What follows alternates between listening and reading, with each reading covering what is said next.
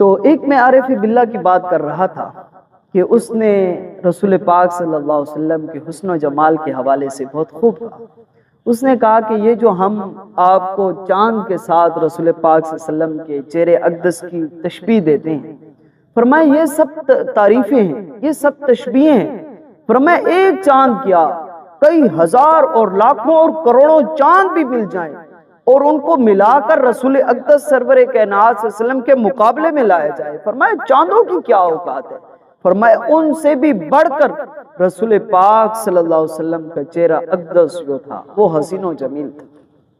اللہ اکبر۔ اور پھر ساتھ فرماتے ہیں کہ یہ سب تعریفیں ہیں۔ وہ کہتے ہیں کہ میں اتفاقاً اور بالکل مختصراً اگر عرض کروں تو میں تمہیں یہ کہوں کہ حضرت آدم علیہ السلام سے لے کر مختلف انبیاء علیہ السلام اس کائنات کے اندر تشریف لاتے رہے، حضرت یوسف علیہ السلام جیسے حسین و جمیل پیغمبر اس کائنات کے اندر تشریف لاتے رہے، حضرت عیسیٰ علیہ السلام تک اللہ تبارک و تعالی جل جلالہ نے مختلف انبیاء علیہ السلام کو جو حسن و جمال عطا فرمایا تھا، جو کمالات عطا فرمائے تھے، جو معجزات عطا فرمائے تھے، اور جتنے کمالات معجزات تمام تر چیزوں کو ملا کر رب کریم نے نقطہ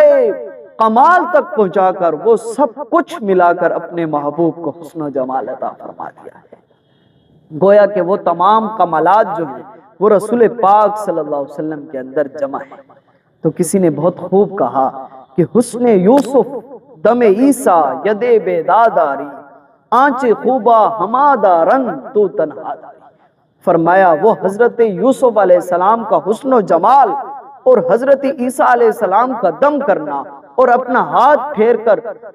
ان کے چہروں کو روشن کر دینا اور اپنا ہاتھ پھیر کر بیماروں کو شفا عطا فرمانا، وہ جتنے کمال جو تھے ان کے اندر موجود تھے، وہ تمام تر کمالات کو جمع کر کے اللہ تبارک و تعالی جل جلالہ نے اپنے محبوب پاک